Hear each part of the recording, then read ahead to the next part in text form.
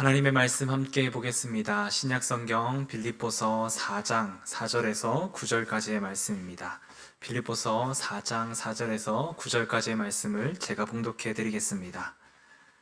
주 안에서 항상 기뻐하라. 내가 다시 말하노니 기뻐하라. 너희 관용을 모든 사람에게 알게 하라. 주께서 가까우시니라. 아무것도 염려하지 말고 다만 모든 일에 기도와 간구로 너희 구할 것을 감사함으로 하나님께 아뢰라. 그리하면 모든 지각에 뛰어난 하나님의 평강이 그리스도 예수 안에서 너희 마음과 생각을 지키시리라. 끝으로 형제들아, 무엇에든지 참되며 무엇에든지 경건하며 무엇에든지 오르며 무엇에든지 정결하며 무엇에든지 사랑받을 만하며 무엇에든지 칭찬받을 만하며 무슨 덕이 있든지 무슨 기름이 있든지 이것들을 생각하라. 너희는 내게 배우고 받고 듣고 본바를 행하라. 그리하면 평강의 하나님이 너희와 함께 계시리라. 아멘.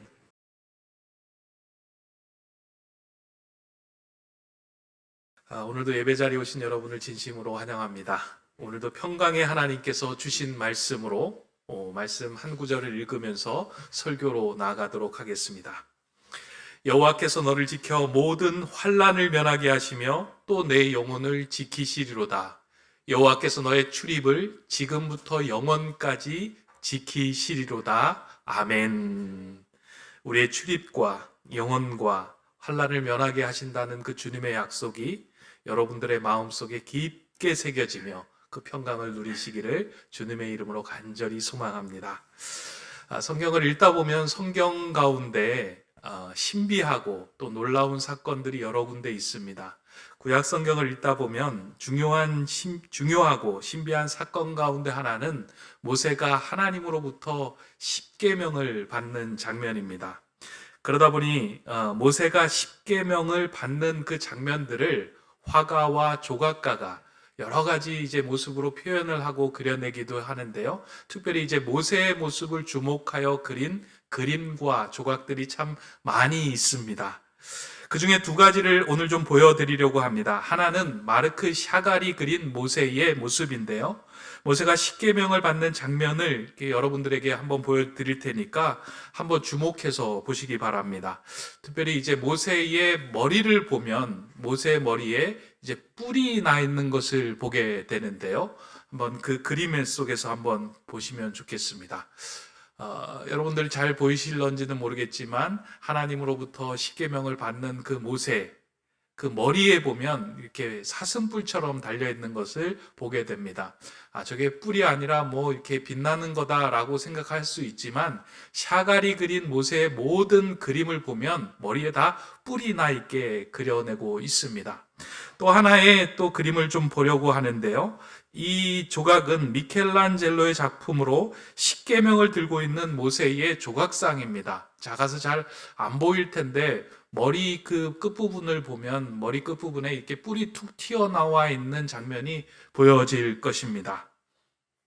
이 두 사람은 샤갈과 미켈란젤로는 시대가 다름에도 불구하고 이 모세를 바라보고 모세를 그릴 때 머리에 뿔을 그려 넣었습니다. 왜 그렇게 모세의 머리에 뿔을 그려 놓았을까? 일부 사람들은 모세가 십계명을 받고 난 다음에 아래로 내려갔을 때 사람들이 황금 송아지를 경배하고 있는 모습에 화가 치밀어 올라서 이게 뿔이 되었다라고 표현한 사람도 있는데 그것은 잘못된 해석입니다. 나중에 이제 밝혀진 사실은 모세의 머리에 뿔을 그려 놓은 것은 히브리어 성경을 라틴어 성경, 불가타 성경으로 번역하면서 해석상의 오류로 나타난 것이다 라고 이제 이해를 하고 또 이야기를 하고 있습니다. 성경에 모세가 하나님을 만나고 난 후에 모세의 얼굴에 광채가 났다. 그래서 그 광채를 이제 수건을 가렸다 뭐 이렇게 표현을 하고 있는데 이 광채가 났다라고 하는 이 표현을 히브리어로는 카란이라고 이야기를 하고 있는데요. 이 카란이라고 하는 단어를 라틴어로 옮기면서 사람들이 이제 케렌이라는 말로 해석을 했다는 거예요. 이 카라는 광채가 비추인다라는 뜻이고 케렌은 하나님의 뿔이라는 뜻입니다. 이 성경에서 뿔이라는 단어는 하나님의 힘, 하나님의 역동적인 능력을 상징할 때 뿔이라는 단어를 사용을 했었는데 그러다 보니까 이 성경을 읽는 사람들은 자기가 생각하고 있는 것에 맞춰서 이것은 하나님을 만나고 난 후에 그의 머리에 뿔이 생긴 것이다 라고 생각을 하며 그것을 케렌으로 읽어낸 것입니다. 이렇게 우리가 한 단어를 이렇게 이해하고 어떻게 해석하느냐에 따라서 얼굴에 광채가 난다라는 것으로 해석할 수도 있고 또 그 얼굴에 뿔을 그려 놓을 수 있게 됩니다. 이것은 성경을 읽을 때만 해당되는 것이 아니라 우리 인생 속에서 일어나는 많은 사건들을 해석할 때도 동일하게 적용됩니다. 분명히 하나님께서 우리에게 사랑의 손길로 다가오셨는데 그것을 사랑이라고 읽지 못하고 시련이라고 읽을 때도 있습니다. 하나님은 우리에게 몸의 아픔을 통해서 하나님께 가까이 나가려고 하는 그 하나님의 자비의 손길을 보여주셨음에도 불구하고 자비라고 읽지 못하고 그냥 질병이라고만 읽을 때가 있습니다. 우리는 우리가 가지고 있는 해석의 틀, 그리고 우리가 가지고 있는 시선에 갖추어서 우리의 상황, 삶을 해석하고 또 풀어 나가게 됩니다. 이건 너무나도 당연한 일입니다. 하나님의 크신 계획은 우리의 좁은 생각과 식견으로는 다 헤아릴 수 없기 때문입니다. 우리의 눈은 한정적이고 우리의 시선은 아주 좁기 때문에 하나님의 크신 경륜과 섭리를 우리가 다 이해하며 살아갈 수 없습니다. 그리고 부분적으로 보며 살아갑니다. 그러다 보니까 하나님께서 우리에게 베푸시는 그 선한 섭리를 오해하며 불평과 불안과 두려움에 살아갈 때가 참 많이 있다는 것입니다. 서울대 최인철 교수가 그의 책 프레임이라고 하는 책에서 우리가 보는 시각이 얼마나 왜곡될 수 있는지를 예로 들면서 한 그림을 이제 보여준 것이 있습니다. 여러분들도 한번 보시면 좋겠습니다. 한 사람이 이제 영사기를 가져다 놓고 지금 일어나고 있는 상황 중에 일부를 그 화면으로 비춰주고 있는 것입니다. 이 전체 그림과는 상반되게 이 화면에 비춰진 모습을 자세히 보면 한 사람이 칼로 다가오는 사람을 이제 위협하는 것으로 그 화면 속에는 비춰집니다. 그러나 실제 상황으로 보면 더 넓은 그림으로 보면 전혀 반대의 상황이 일어나고 있는 것을 보게 됩니다. 좁은 틀, 좁은 프레임으로 볼 때는 우리는 제대로 큰 그림을 볼 수 없음을 우리에게 보여주고 있는 한 예입니다. 이렇게 우리는 이미 완성된 가치관, 세계관, 인생관을 통해서 우리의 삶을 해석하고 들여다봅니다. 그러다 보니까 우리의 삶을 통해서 펼쳐가신 하나님의 크신 계획을 우리가 보는 것이 아니라 내 삶에 지금 닥쳐온 상황의 문제의 사건에 매몰되어 그 현상만 보고 불안과 두려움과 공포에 떨며 살아갈 때가 많이 있습니다. 근데 성경은 일관되게 우리에게 하시는 말씀이 있는데 그것이 무엇이냐면 하나님께서 창조하신 이 모든 것은 선한 것이며 하나님께서 우리에게 허락하시는 것은 재앙과 불안과 두려움이 아니라 평강과 하나님의 선한 뜻이다라고 계속해서 일관되게 우리에게 말씀합니다. 사도 바울은 목회를 하는 디모데에게 너가 어떻게 목회를 좁은 시각으로 하는 것이 아니라 큰 하나님의 시각으로 할 수 있는지를 이렇게 알게 하기 위해서 디모데 전서를 통해서 그에게 말해줍니다. 디모데전서 4장 4절에 보면 이러한 말씀이 있습니다. 하나님이 지으신 모든 것이 선함에 감사함으로 받으면 버릴 것이 없느니라. 하나님이 창조하신 모든 것이 선하기에 그것을 감사함으로 받으면 버릴 것이 하나도 없다라고 말씀합니다. 하나님이 창조하신 하늘, 땅, 바다, 산, 자연, 그리고 동물, 식물에 이르기까지 하나님이 창조하신 모든 것은 선합니다. 하나님이 사람을 창조하셨는데 우리도 선하게 창조된 존재입니다.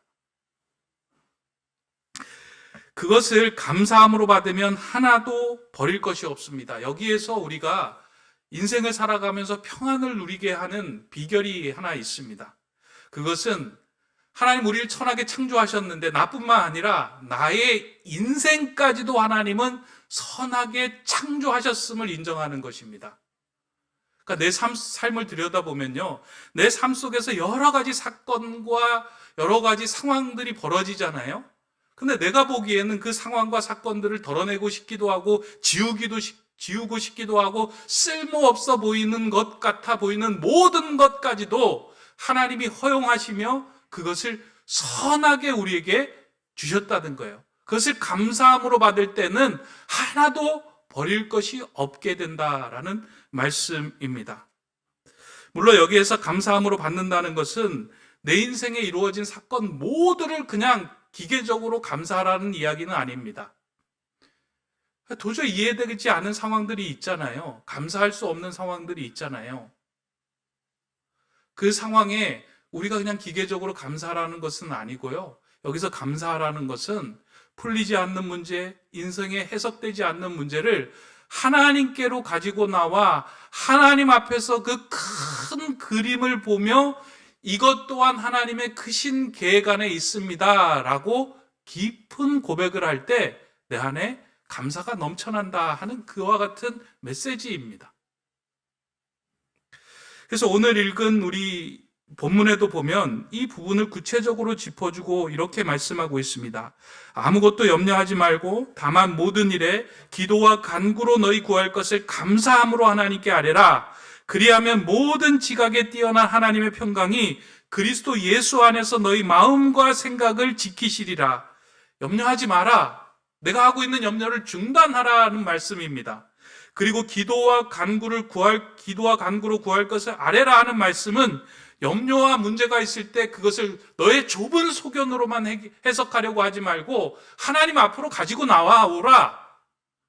감사함으로 아뢰라 하는 것은 이 모든 일들이 하나님께서 허용하신 일이며 내 인생도 선하게 지으셨음을 인정하며 하나님께 감사로 받아내라 라는 말씀입니다. 지금 인생이 이해가 되지 않더라도 하나님께서 내 삶을 옳은 길로 인도하심을 인정하게 될 때 우리는 감사할 수 있게 됩니다. 이 말씀을 삶으로 풀어내며 살아갔던 인물, 성경에는 많이 나오지만요, 대표적인 인물은 요셉입니다. 여러분들 이제 요셉에 대한 이야기들을 읽어보면요, 창세기에 나온 요셉의 이야기를 읽어보면 우리는 단지 꿈을 꿨고 그리고 그 꿈을 성취하여 나중에는 애굽의 총리가 된 성공적인 인물이다라고 생각을 합니다. 그래서 하나님의 꿈을 꾸고 그 꿈을 위하여 열심히 나아가다 보면 하나님께서 성공케 하신다라는 그런 관점에서만 요셉을 읽는데, 조금 다른 관점에서 보면 요셉의 인생은 이해되지 않고 해석되지 않고 풀어지지 않는 많은 사건들의 연속의 삶이었습니다. 한순간에 사랑받던 아들에서 애굽 보디발 장군의 집에 노예로 팔려간 삶이 요셉의 삶이었습니다. 요셉이 이해가 됐을까요? 내 인생에 이렇게 꼬이고 이렇게 문제가 생기는데 요셉이 그것을 풀어낼 수 있었을까요? 근데 성경은 이상하게 하나님께서 요셉과 함께 하심으로 그의 삶이 형통하게 되었다라고 이야기합니다. 하나님의 크신 경륜 가운데 보면 요셉이 지금 당하고 있는 이 고난과 시련은 사실은 하나님께서 허용하신 형통의 사건이다라는 것입니다. 근데 그 당시에는 읽혀지지가 않는 거예요. 요셉은 하나님의 말씀대로 살아가고자 애굽 그 보디발의 아내의 유혹을 뿌리칩니다. 그런데 그 뿌리침을 통해서 요셉은 감옥에 갇히게 됩니다. 근데 또다시 이런 상황을 만났을 때 하나님은 요셉을 향하여 하나님이 요셉과 함께 하심으로 그의 인생이 형통하게 되었다라고 이야기합니다. 감옥에 갔는데 형통하게 되었다. 오늘 시대의 상황으로 볼 때도 감옥에 가는 것은 인생에서 덜어내고 지워내고 싶고 쓸모없어 보이는 사건처럼 보이는데 하나님이 그 상황이 형통하게 하셨다라고 이야기를 합니다. 요셉의 인생 가운데 큰 하나님의 경륜 가운데 지워내고 싶고 안타깝고 너무나도 고난에 처해있던 상황이지만 하나님은 이 일을 통하여 하나님 나라의 일, 그리고 요셉의 삶을 빚어가고 다듬어가고 있는 과정이었다라는 것을 하나님께서 보여주신 말씀입니다. 놀라운 것은 이 상황에 있었던 요셉의 반응입니다. 이해되지 않고 해석되지 않으면 그 자리에 머물러서 앞으로 나갈 수 없는 상황일 텐데, 요셉은 자신의 선 자리에서 최선을 다해서 한 발, 두 발 뚜벅뚜벅 나갑니다. 종된 자리에서는 최선을 다해서 주인을 섬기는 일을 합니다. 그리고 감옥에 갇혔을 때는 그 함께한 자들을 보살피는 이 일을 행합니다. 어떻게 이런 일이 가능했을까? 하나님 안에서 자신에게 주어진 문제를 하나님 앞에 가지고 나아가 자신이 갖고 있었던 문제를 정리하고 해결했던 것입니다. 성경은 나중에 창세기 50장의 이후에 보면 요셉이 정리된 인생을 살았음을 알게 하는 고백들이 여러 곳곳에서 나옵니다. 하나님 앞에서 자신의 인생을 정리하며 살아갔던 그 요셉의 삶, 그 삶을 통해서 풀어지지 않고 해석되지 않지만 이 상황이 하나님이 나를 고난해, 하나님이 나를 재앙에 떠미는 것이 아니라 결국 이 삶을 통해서 하나님의 선한 일을 이끌어 가신다라는 것을 받아들이고 나니까 그것이 수용이 되고 그 안에서 평안을 누리게 되었던 것입니다. 그래서 하나님 안에서 우리가 깊게 생각하는 일은 너무나도 중요합니다. 여러분의 삶에도 해석되지 않는 일들이 참 많이 있잖아요. 풀리지 않는 부분도 있고요. 지금 그와 같은 길을 걸어가고 계시는 분들도 있을 겁니다. 그냥 문득문득 그 생각만 나면 지워버리고 싶고 빼내고 싶고 없애버리고 싶은 상황이 있지만 하나님 앞에 나아가 깊게 생각할 때 그것은 오히려 내 인생을 다듬어가고 내 인생을 더 하나님 앞으로 이끌어내는 중요한 걸음이었음을 깨닫게 됩니다. 그래서 깊은 생각을 할 때는 깊은 감사가 나온다. 생각과 감사는 같은 어원입니다. 그러니까 생각은 think고 감사는 think잖아요. 하나님 앞에 think, thank, 죄송합니다. 요즘 think 이야기를 많이 듣다 보니까 think, thank 요 상황들을 여러분들의 삶 속에서 한번 하나님 앞에 깊이 가져가 나아갈 때 하나님께서 내 인생을 이렇게 빚어가시고 풀어가시는구나 하는 것들을 경험할 때 그것이 감사로 나올 수 있습니다. 제가 지난주로 이제 제 나이가 50이 되었습니다. 여러분들이 보시기에 제 나이를 얼마로 보셨는지는 모르겠지만 이제 겨우 50이 되었습니다. 아마 50으로 생각을 할 때 지나온 인생을 돌이켜보면 그 50년 가운데 제 인생 가운데도 덜어내고 싶은 부분, 지워버리고 싶은 부분들이 있습니다. 실수한 부분도 있고요. 또 왜 이 일이 일어났을까 이해되지 않았던 부분들도 참 많이 있었습니다. 근데 대부분 이제 그런 부분들 가운데 많은 부분들이 해소되었는데요. 한동안 제가 젊었을 때 제 마음을 좀 힘들게 했던 일 가운데 하나는 대학교 입시에 실패하여 좀 이렇게 낙심하고 있었을 때 왜 하나님은 이 일을 나에게 허락하셨을까 하는 생각들이 참 많이 들었습니다. 그러니까 이게 학력 그리고 입시, 시험 이런 거에 대해서 마음이 한번 무너지니까요. 약간 트라우마처럼 남는 거예요. 입시, 시험할 때마다 마음이 불안하고 또 그런 일들을 당할 때마다 불편한 거예요.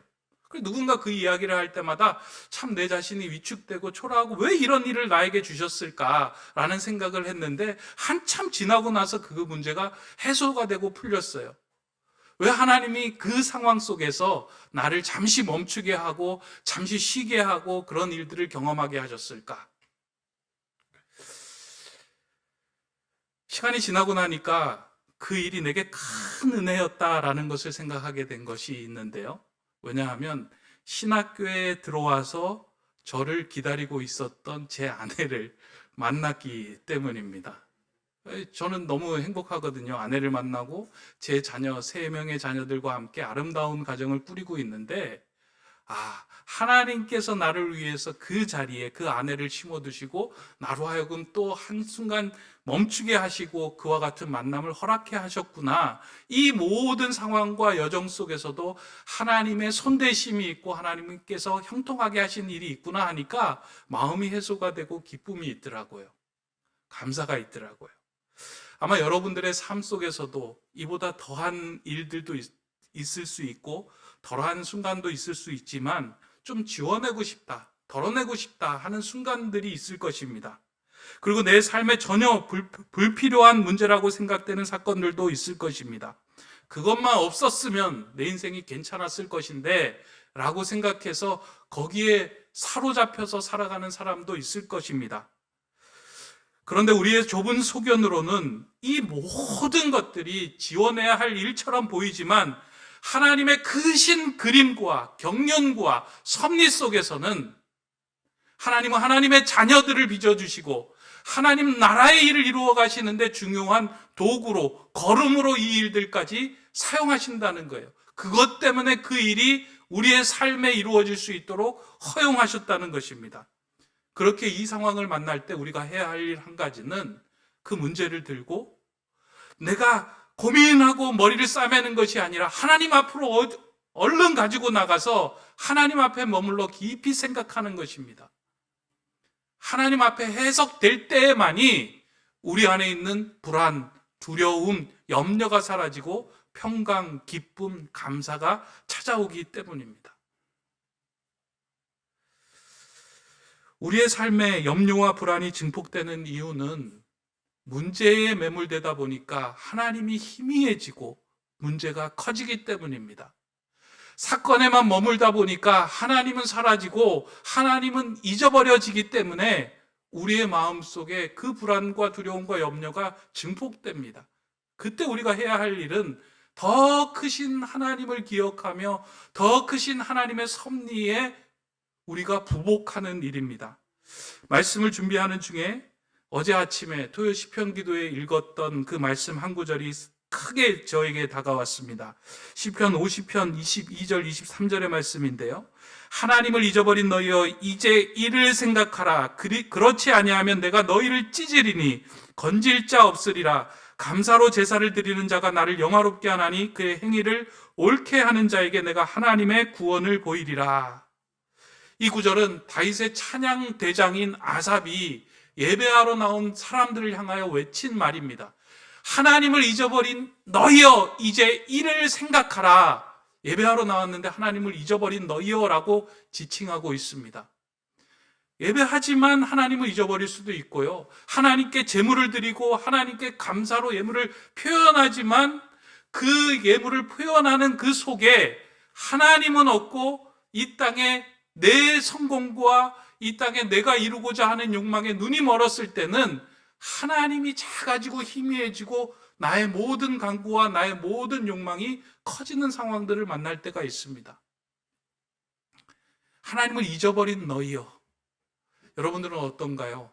오늘 이 자리에 여러분의 인생이 해석되고 여러분의 삶에서 감사를 들고 나오셨습니까? 아니면 여러분들의 마음에 여전히 불편과 해석되지 않은 일들로 인하여 하나님을 향한 그런 신뢰가 사그라드는 마음으로 이 자리에 앉아 계십니까? 오늘 우리의 염려와 불안은 하나님을 잊어버릴 때 우리의 마음속에 찾아옵니다. 그러나 이제 이를 생각하라. 하나님께서 우리를 선하게 창조하셨다. 하나님께서 내 인생의 모든 것을 선하게 창조하셨다. 내 삶까지 창조하셨다. 내게 허용하신 이 모든 일들이 지워버리고 싶은 일이 아니라 그 일을 걸음으로 삼아서 내 삶을 아름답게 빚어가고 계신다. 이것을 생각할 때 우리는 감사로 제사드리는 인생이 될 수 있습니다. 오늘 예배하는 저와 여러분의 삶 속에서요, 꼬였던 부분, 해석되지 않았던 부분들이 하나님 앞에 깊게 머무를 때 하나님께 깊은 감사로 해석되는 일들이 넘쳐나길 바랍니다. 이제 말씀을 맺으려고 합니다. 몇 주 전부터 제가 설교 제목을 찬송가 제목으로 사용해서 지금 계속 이제 사용하고 있습니다. 지난주에는 주의 사랑 비칠 때에, 한 주간 내내 이 찬양 들으면서요, 주의 사랑 비칠 때에 기쁨 오네, 기도하게 하시고 희미한 것 물러가, 하나님의 큰 사랑을 누리게 하시는 그 사랑을 찬양을 들으면서 더 깊어졌습니다. 마음의 기쁨이 오고요, 감사가 넘쳤어요. 제가 찬양 가사를 이렇게 적어서 설교 제목으로 담는 것은 설교 제목 정하기 어려워서 그런 것이 아니고요, 여러분들이 더 한 주간 깊게 하나님을 좀 생각하고 찬양하면 좋겠다라는 생각에서 그렇게 제목을 정하고 있습니다. 그래서 오늘 우리가 함께 나눌 제목도요, 지금까지 지내온 것 찬송가 301장입니다. 찬송가 301장을 보면 지금까지 지내온 것 주의 크신 은혜라, 한이 없는 주의 사랑 어찌 이루 말하랴, 자나깨나 주의 손이 항상 살펴주시고 모든 일을 주 안에서 형통하게 하시네. 아멘. 찬양하면서요, 지난 시간을 돌아보니까 이 모든 것이 하나님의 은혜였습니다. 앞으로 내 인생 속에서도 하나님은 형통하게 해주실 것을 나는 믿고 나아갑니다. 이 고백으로 한 주 하루하루 찬양을 해 나갈 때요, 우리의 마음속에 두려움 불안이 물러가고 평강이 찾아옵니다. 내 인생에 해석되지 않았던 부분들이 하나 둘씩 해석되고, 아, 하나님의 은혜였습니다 고백할 수 있게 됩니다. 우리 높은 데 세운교회 성도 여러분, 우리 여러분들의 삶 속에서 문제와 해석되지 않는 일들이 있을 때 거기에만 머무르지 마시고요, 먼저 하나님께 나아가 감사를 선포하시기 바랍니다. 하나님이 이 일을 통해서 내 인생을 형통케 하실 것을 나는 믿습니다. 하나님이 이 일을 통하여 내가 하나님과 더 친밀해지고 하나님의 자녀로 온전하게 설 수 있는 여정 가운데 있는 것임을 내가 신뢰합니다. 그래서 먼저 감사합니다. 하나님, 이 일에 대한 하나님의 뜻과 선한 계획을 보여줌으로 내 안에 평강을 누리게 하십시오. 그렇게 기도할 때 하나님은 여러분들에게 세상이 줄 수 없는 하늘의 평강을 선물로 부어주실 것입니다. 그 은혜를 누리는 저와 여러분 되시기를 주님의 이름으로 간절히 바랍니다. 기도하겠습니다. 고맙고 감사하신 하나님, 지금까지 지내온 모든 것이 하나님의 은혜였음을 고백합니다. 이 귀한 고백을 마음에 담게 하시고 어떠한 상황에서도 낙심치 않게 하여 주시옵소서. 모든 문제와 상황, 해석되지 않는 일들이 있을 때 거기에 붙들리고 매몰되지 않게 하여 주시고, 하나님의 앞에 나와 깊이 생각하며 감사하며 간구하며 기도할 때 세상이 줄 수 없는 하늘의 평안을 누리며 하나님께 더 진한 감사를 누리는 저희들 되게 하여 주시옵소서. 예수 그리스도의 이름으로 기도드립니다. 아멘.